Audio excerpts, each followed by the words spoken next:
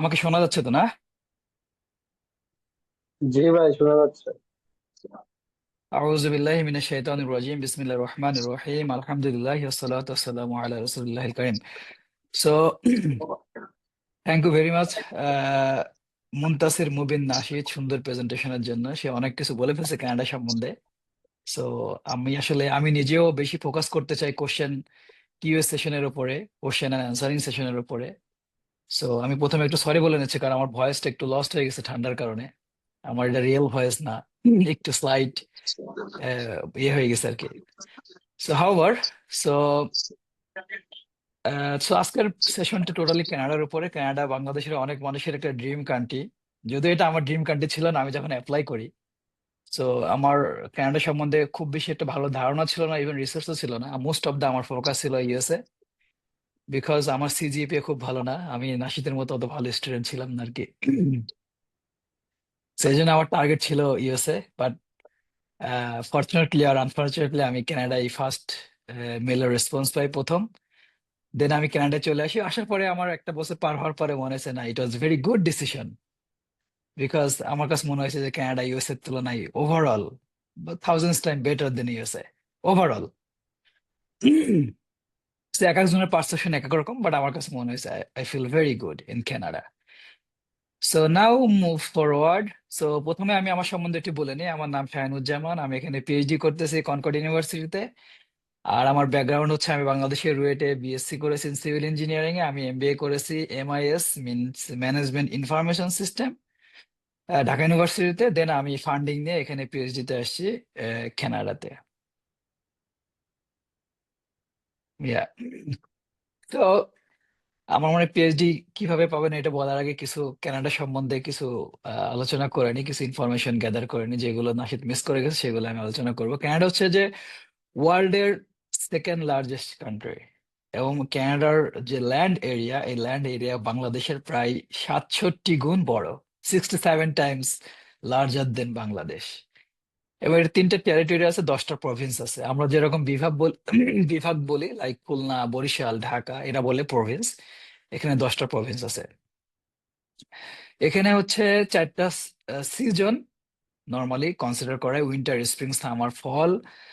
So অনেকেই মনে করে যে কানাডা আসলে মানে শীত প্রধান দেশ। আসলে শীত না, এখানে সামারও আছে। সামার নর্মালি থাকে 4-5 মাস, জুন টু আগস্ট।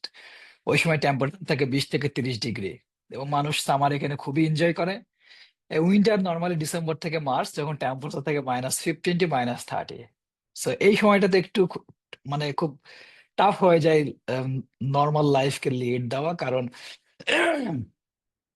শুধু মাইনাস টেম্পারেচার থাকলে হয়, কিন্তু মাইনাসের পাশাপাশি আবার দেখা যায় যে রাস্তাগুলোতে প্রচুর স্নো জমে যায়, রাস্তা, গাড়িতে, বিল্ডিং এর ছাদে, বিল্ডিং এর উপরে, গাছে এত পরিমাণ স্নো জমে যে স্নোর ভিতরে আসলে চলাচল করা খুব টাফ হয়ে যায়। ইভেন যাদের বাচ্চা কাচ্চা আছে, বাচ্চা কাচ্চাকে নিয়ে স্কুলে যাওয়া, মানে সবকিছু ম্যানেজ করা is is not easy during the winter.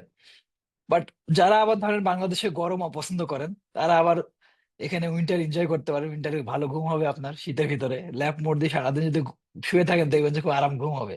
এটা একটা পজিটিভ, যেটা আমি করি আর কি। আমার উইন্টার খুব ভালো লাগে, কারণ আমি বাংলাদেশি গরম খাই খাই এত প্যারা হয়ে গেছে যে আমার মনে হয় যে না, উইন্টারই ভালো। উইন্টারে একটু যাই হোক, আর আমি ভালো ঘুম হয়, ভালো ঘুম হলে দুনিয়ার সবকিছু ঠিক থাকে।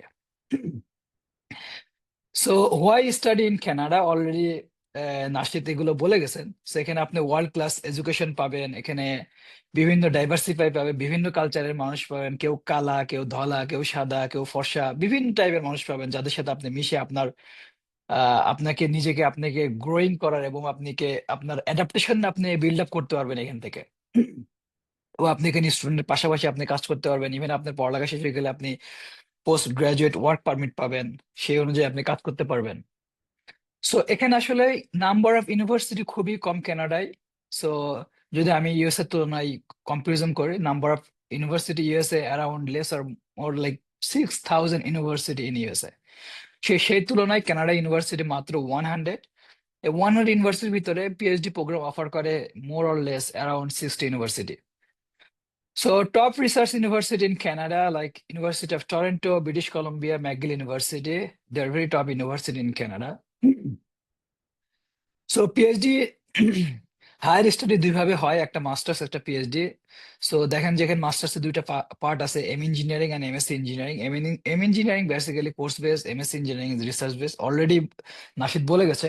এবং পিএইচডি হয় দুইভাবে, পিএইচডি হয় একটা সেলফ ফান্ডে আর একটা হয় টিএ বা আর যেটা ফান্ডিং নিয়ে আসা। বাট যেহেতু আমরা বাংলাদেশি স্টুডেন্ট আর বাংলাদেশ পিপল, আমাদের মেন টার্গেটই হচ্ছে আমরা এখানে ফান্ডিং নিয়ে পড়তে আসবো।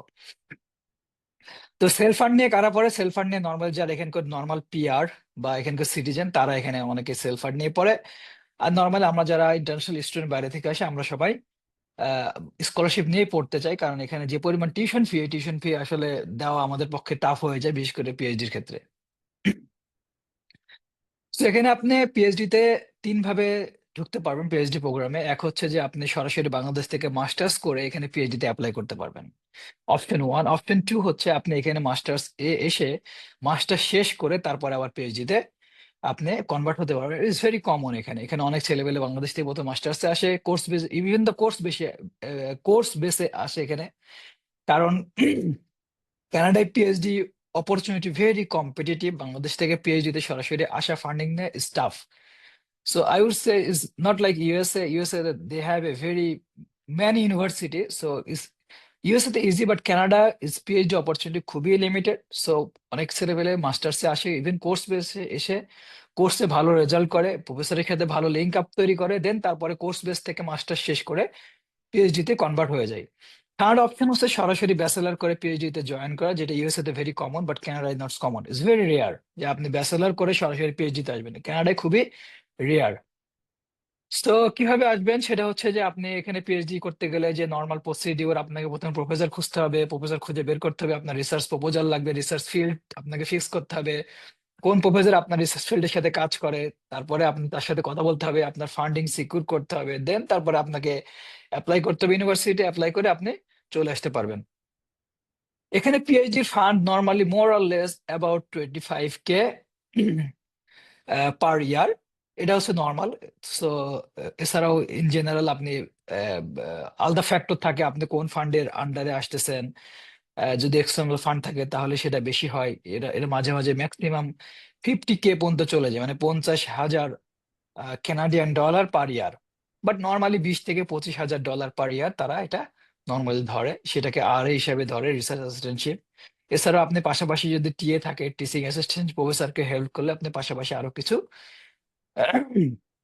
টাকা পয়সা ইনকাম করতে পারবেন। এছাড়াও এখানে কিছু এক্সটার্নাল স্কলারশিপ আছে, যেগুলোতে অ্যাপ্লাই করলে আপনি পাশাপাশি আপনি কিছু টাকা ইনকাম করতে পারবেন এই 25K এর পাশাপাশি। বাট সেই জন্য আপনার রিসার্চ প্রোফাইল যদি খুব ভালো থাকে, আপনার প্রোফাইল যদি খুব হাই থাকে আগে থেকে, তাহলে সেই এক্সটার্নাল স্কলারশিপ পাওয়ার সম্ভাবনা অনেক বেশি। লেটস সে আপনি প্রফেসর থেকে বা ইউনিভার্সিটি থেকে ফান্ডিং পাচ্ছেন 25K, এবং আপনি একটা এক্সটার্নাল ফান্ড থেকে পাচ্ছেন আরো 25K, মিনস সো আপনি রিসিভ করবেন প্রায় 50K per year government scholarship, means external scholarship plus আপনার ফান্ড। সো আপনার কি কি লাগবে এটা নাশিদ মেনশন করছে। একাডেমিক ট্রান্সক্রিপ্ট লাগবে, আপনার ইংলিশ প্রফিসিয়েন্সি লাগবে, টোফেল আর আইএলস। সো আমি এখানে একটা জাস্ট ইনফরমেশন অ্যাড করি। সো অনেক ইউনিভার্সিটি টোফেল আইএলস এর বাইরেও অনেক কিছু একসেপ্ট করে, লাইক ডুয়েলিঙ্গো একসেপ্ট করে, অনেক ইউনিভার্সিটি পিটিই একসেপ্ট করে। সো আমার কাছে মনে হয়েছে যে পিটিই বা Duolingo is easy rather than the TOEFL বা হচ্ছে আইএলস। সো আপনি তো প্রথমে আপনি প্রফেসর, আপনাকে হচ্ছে সার্চ করতে হবে, ফিক্স করতে হবে, ইউনিভার্সিটি ফিক্স করলেন, প্রফেসর ফিক্স করলেন, তখন আপনি ওই ইউনিভার্সিটির ওয়েবসাইটে গিয়ে বা ফ্যাকাল্টির ওয়েবসাইটে গিয়ে একটু চেক করবেন যে তারা আসলে ডুয়েলিঙ্গো একসেপ্ট করে কিনা। অথবা ডুয়েলিঙ্গোর ওয়েবসাইটে গেলেও আপনি চেক করতে পারবেন যে ডুয়েলিঙ্গো ওই ইউনিভার্সিটি ডুয়েলিঙ্গো একসেপ্ট করে কিনা, করলে কোন কোন প্রোগ্রামে একসেপ্ট করে। সো আপনি চাইলে, যদি আপনার এরকম ভয় থাকে যে আপনি ইংলিশে আইএলসে বা আপনি টোফেলে ভালো করতে পারবেন না, তাহলে আপনি ডুয়েলিঙ্গো অথবা পিটিই দিতে পারেন। আমার পরিচিত অনেক ছেলেপেলে আছে যারা ডুয়েলিঙ্গো দিয়ে কানাডায় আসছে, হায়ার স্টাডি মাস্টার্স পিএইচডিতে আসছে। এসওপি লাগবে। এসওপি হচ্ছে স্টেটমেন্ট অফ পারপাস, আপনি কেন আসতেছেন, কি জন্য আসতেছেন, কখন চলে যাবেন, এগুলো এসওপি তে উল্লেখ করতে হবে। লেটার অফ রিকমেন্ডেশন নরমালি আপনি এগুলো সব অনলাইন সিস্টেম, প্রফেসরকে ম্যানেজ করতে হয় বাংলাদেশে। এখান থেকে লিঙ্ক যায়, সেই লিঙ্কের জাস্ট ইনফরমেশন ইনপুট দিলে সেটা লেটার অফ রিকমেন্ডেশন আকারে তারা অ্যাকসেপ্ট করে। এখানকার পিএইচডি লাইফ হচ্ছে not only PhD, normal student life হচ্ছে যে নট বাংলাদেশের মতো যে আপনাকে সবসময় প্রফেসরকে হুজুর হুজুর করতে হবে, বিষয়টা এরকম না। এখানে আপনার ফ্রিডম থাকবে, আপনাকে ফ্রিডম দিবে। আপনি চাইলে এখানে যে প্রফেসরকে সবসময় আপনাকে মানে স্যার স্যার বলতে হবে এরকম না। এখানে স্যার মানে হচ্ছে ফ্রেন্ড। নর্মালি এখানে প্রফেসরকে নাম ধরে ডাকে, যেমন আমার প্রফেসরের নাম চেন, আমি বলি ডক্টর চেন। খুবই নর্মাল এখানে প্র্যাকটিস। এবং আপনি, আমরা যেটা বাংলাদেশি প্রফেসরকে টিচারদের যে পরিমাণ সম্মান করি, এখানে প্রফেসরদেরকে ওইভাবে কেউই এ মনে করে না, এত সম্মান দেয় না। প্রফেসর মানে এখানে ফ্রেন্ডস, তার সাথে আপনি ফ্রেন্ডলি আলোচনা করতে পারেন, আপনি অনেক কিছু তার সাথে শেয়ার করতে পারবেন। এখানে আপনার একাডেমিক ফ্রিডম থাকবে। আপনার একটা প্রফেসর ভালো না লাগলে আপনি অন্য প্রফেসর সুইচ করতে পারবেন। আপনি যদি মনে করেন কাজ করবেন না, আপনি লিভ নিতে চাচ্ছেন, সেটাও পারবেন। এরকম বাংলাদেশের মধ্যে এখানে খুব হার্ড রুলস রেজুলেশন এগুলো নাই। এখানে আপনি মানে লাইফটাকে ব্যালেন্স আকারে আপনি লিড দিতে পারবেন। তো আপনি কোন কাজগুলো, কোন জিনিসগুলো আপনি এখানে আসার পরে চ্যালেঞ্জ ফেস করতে পারেন, লাইক যে আপনার এখানে আসার পরে মনে হতে পারে যে না, আমি আসলে বাংলাদেশ থেকে আসছি, আমি খ্যাত। কারণ এখানে দেখবেন যে আসার পরে দেখবেন যে বিভিন্ন মাল্টি কালচারাল ছেলেপেলে এখানে আসে। কেউ মানে হোয়াইট, কেউ ব্ল্যাক, তারা এক ধরনের মানে কালচার হোল্ড করতেছে। যারা হোয়াইট তারা এক ধরনের কালচার হোল্ড করতেছে। আপনার হয়তো মনে হতে পারে আমি কি বলতেছি, কোথায় কি বলবো, কোথায় কি করব। এটা খুবই নর্মাল। এটা যারা নতুন আসে তারা এই জিনিসগুলো ফেস করে, বাট ওভার দ্য টাইম এটা অ্যাডাপ্টেশন অটোমেটিক্যালি চলে আসে। সেকেন্ড হচ্ছে রিসার্চ প্রেশার আপনার হয়তো ফিল হতে পারে, কারণ আপনি আসার পরে দেখবেন যেখানে অনেক ক্ষেত্রেই, আমি প্রথমে বলছি এই দেশের একাডেমিক সিস্টেম, কারিকুলাম সিস্টেম আর আমাদের সিস্টেম একটু ডিফারেন্ট। সো এখানে আসার পর আপনার এই প্রেশার ফিল হতে পারে আর কি, যে দেখবেন যে প্রফেসর আপনাকে বলতেছে না তোমাকে আউটপুট দিতে হবে, প্রতি সপ্তাহে প্রফেসরের সাথে মিটিং করতে হবে, প্রোগ্রেস দিতে হবে, কি করতেছেন তাকে দেখাইতে হবে। কারণ এটা ট্রু যে আপনি পিএইচডি করতেছেন, মেন্স ফান্ডিং এ আসছেন, তারা আপনাকে এর বিনিময়ে আপনাকে টাকা দিচ্ছে। তো আপনার কাছ থেকে কাজ বুঝে নেবে, এটা খুবই স্বাভাবিক। PhD as like a one kind of job.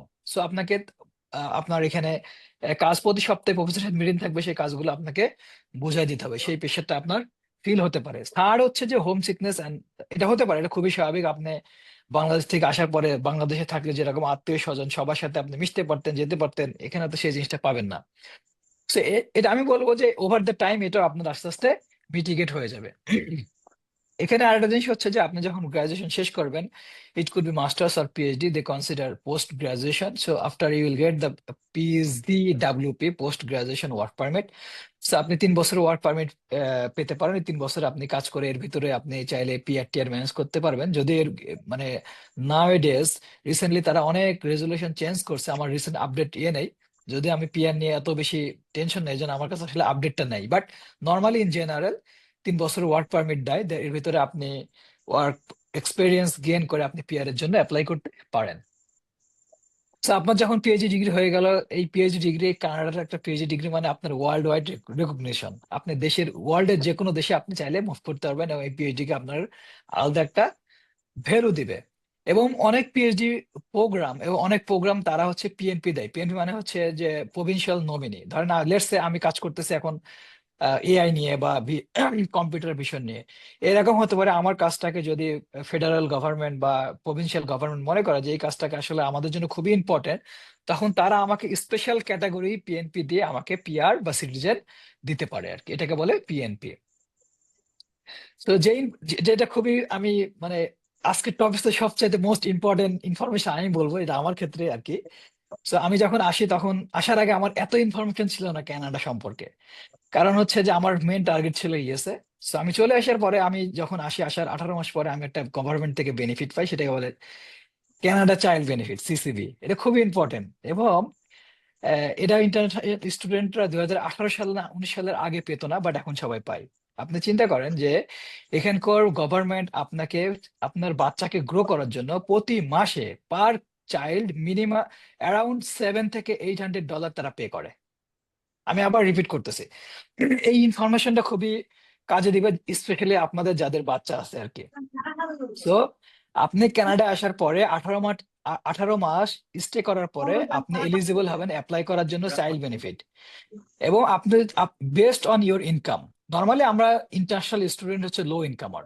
So low incomer যারা, তারা হচ্ছে পার কিডস আর per child around $700 to $800 per month আপনি রিসিভ করবেন। সো লেটস ধরেন আপনার যদি 2টা বাচ্চা থাকে, আপনি প্রতি মাস $1500 আপনি রিসিভ করবেন। এটা আপনার একটা হিউজ একটা আপনার মানে মেন্টাল পিস দিবে। লেটস সে আপনি এখানে মাস্টার্স হোক আর পিএইচডি তে আসছেন, আসার পরে আপনার এই আর্নিং সোর্স কিন্তু একটা বিশাল একটা ব্যারিয়ার। আপনি কোথায় কিভাবে টাকা ইনকাম করবেন, কি করবেন না করবেন, এই জিনিসগুলো কিন্তু আপনার টেনশন থাকে। সো আপনার যে দুইটা বাচ্চা থাকে, আপনি প্রতি মাসে $1,500 গভর্নমেন্ট থেকে যদি পান, প্রভিনশিয়াল এবং ফেডারেল মিলায়ে, এটা আপনার একটা একটা মাস্টার পিস, যে আপনার আপনার আর্নিং সোর্স নিয়ে খুব বেশি একটা টেনশন করতে হবে না। এছাড়াও গভর্নমেন্ট, আপনি যদি এখানে লো ইনকামার হন, স্টুডেন্টরা নর্মালি লো ইনকামার, গভর্নমেন্ট বিভিন্নভাবে তাদেরকে হেল্প করে, তাদেরকে ওয়ার্ক বেনিফিট দেয়, তাদেরকে ফ্যামিলি অ্যালাউন্স দেয়, তাদেরকে সলিডারি ট্যাক্স দেয়, স্পেশালি ইন ইন আমার প্রভিন্সে। সো এখানে বিভিন্ন ধরনের ট্যাক্স গভর্নমেন্ট দিয়ে থাকে। এটা প্রতি মাসলি, এটা বায়ো মান্থলি হয়, এটা 6 মান্থ হয়, এটা ইয়ারলি হয় আর কি। সেকেন্ড, এই জিনিসগুলো পাওয়া যায়, এই জিনিসগুলো কিন্তু আবার ইউএসএ তে দেয় না। এটা মনে রাখেন, এই জিনিসগুলো কিন্তু ইউএসএ তে দেয় না। যদিও আমি আসার আগে এটা জানতাম না। সো আমি আসার পরে এটা জানছি যে আসলে আমি আসার আগে জানলে হয়তো আরো বেশি ইউনিভার্সিটিতে, কানাডার ইউনিভার্সিটি অ্যাপ্লাই করতাম। আনফরচুনেটলি আমি কানাডার একটা ইউনিভার্সিটি অ্যাপ্লাই করছি, কন্ট্রোল ইউনিভার্সিটি, আমি সেখান থেকে অফার লেটার পেয়েছি। এরপর এখানকার প্রভিনশিয়াল হেলথ কেয়ার আছে। এখানে আসার পরে আপনার যারা স্টুডেন্ট, নর্মালি স্টুডেন্ট, এটা ইউনিভার্সিটি ইউনিভার্সিটি ভ্যারি করে, but most of the university private insurance cover করে। সো আপনি ইন্স্যুরেন্স নিলে আপনার এখানে হেলথ সবকিছু আপনার যে ইন্স্যুরেন্স আছে, ইন্স্যুরেন্সই সব কাভার করবে। আর একটা খুবই ইম্পর্টেন্ট পার্ট হচ্ছে যে আপনি যখন আপনার ওয়াইফ নিয়ে আসবেন, আপনার ওয়াইফ এখানে ফুল টাইম জব করতে পারবে। So she will get open work permit, she can do any job. সেটা একটা আপনার বিশাল একটা হেল্প, যে আপনি আপনার ওয়াইফকে ফুল টাইম জব করলে, আপনি যদি কাজ নাও করেন, আপনি যদি পিএইচডি করেন, সে যদি ফুল টাইম জব করে, ফুল টাইম জব করলে ধরে নিলাম মিনিমাম যদি স্যালারি পায়, তাও ধরেন 40 থেকে 50,000 পার ইয়ার। সে এটার জন্য আমি বলবো যে যদি আপনার সিঙ্গেল ফ্যামিলি হয়, ধরেন হাজবেন্ড ওয়াইফ হয়, ইজ গুড এনাফ আপনার কানাডায় লাইফ লিড করার জন্য। ইভেন যদি সাথে বাচ্চা থাকে একটা, আপনি একটা বাচ্চার যদি যদি চাইল্ড বেনিফিট পান, আর পাশাপাশি আপনার ওয়াইফ যদি ফুল টাইম জব করে, ইজ গুড এনাফ আপনার কানাডায় লাইফ লিড করার জন্য। আর কি লাগে? So it's is very crucial and important information regarding the Canada. So thank you very much.